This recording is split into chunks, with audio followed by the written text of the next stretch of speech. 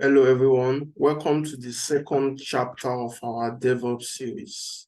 In this chapter, we are going to be looking at how we can get a free DevOps account, how we can add our codes to our GitHub platform, as well as how we can link GitHub with our DevOps platform. I'll be sharing my screen now. I believe you can see my screen.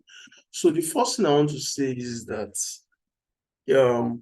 DevOps is no longer completely free. So even if you have a subscription on Azure, it doesn't mean that you automatically have a subscription on Azure DevOps.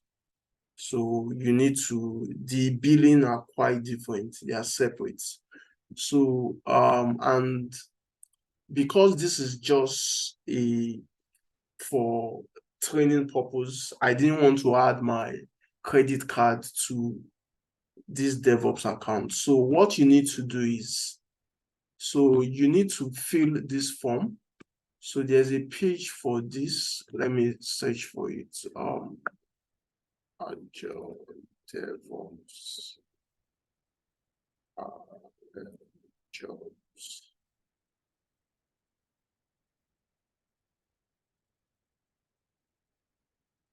Requests.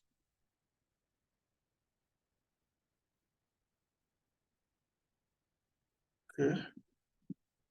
Yeah.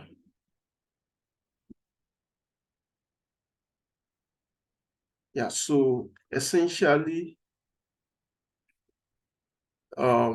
there's a page for this. So you can see that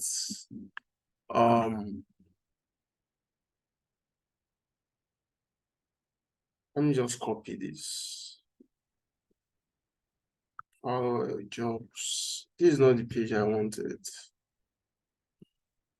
Jobs in Azure DevOps.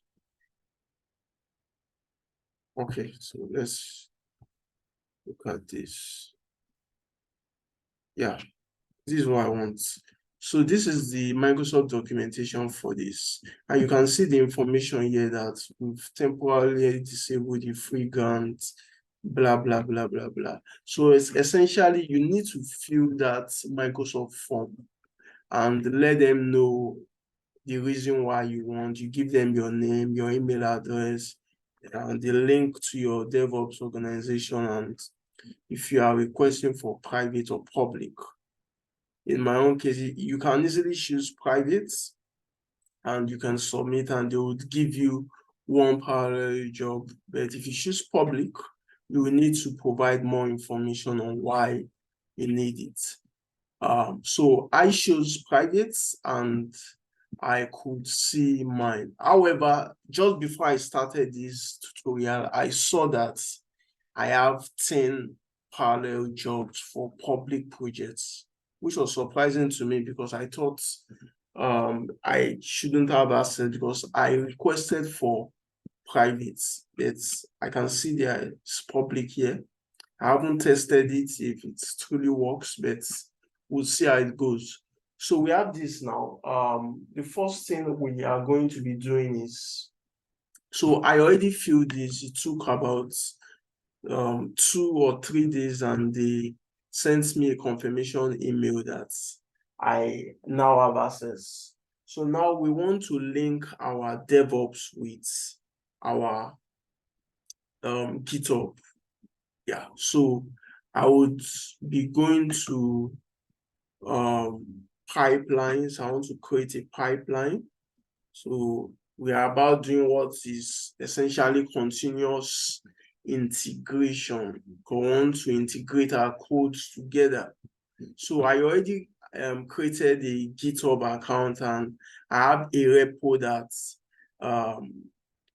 an ASP.NET app is already the default configuration for ASP.NET web app. For ASP.NET web app, I already have it there. So they're asking me as my code is in GitHub. I hope they won't ask for passwords.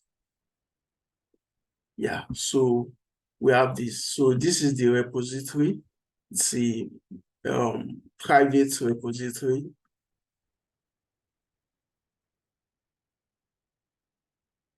So this is what we have. So this is essentially the YAML file. So we can see Ubuntu 20.04 and the likes. So I think everything looks fine. It should work. So I'm about to run now. So we want to build our pipeline. It's creating a pipeline now.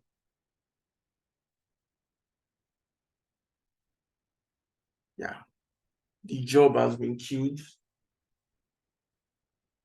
The job has been queued. So very soon we would know if it's successful or not.